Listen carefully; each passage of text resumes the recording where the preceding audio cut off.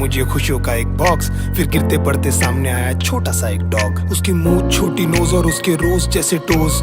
ऊपर नीचे हो रहे थे छोटे छोटे आईब्रोज। उड़ गए थे मेरे होश, साले को लिया था जब गोद। लैब्राडोर के रूप में घर आया था एक सबसे स्पेशल दोस्त। मेरी शक्ल से लगता था जैसे आया हूँ जंग से। बात भी नहीं करता था मैं किसी से ढंग से। फिर तुझे जरिया बना कर वो आए वन डे। मैं ढूंढ रहा था कंधे और मिले तेरे पंजे। तुझे कैसे ये पता चला मैं अकेला हूँ?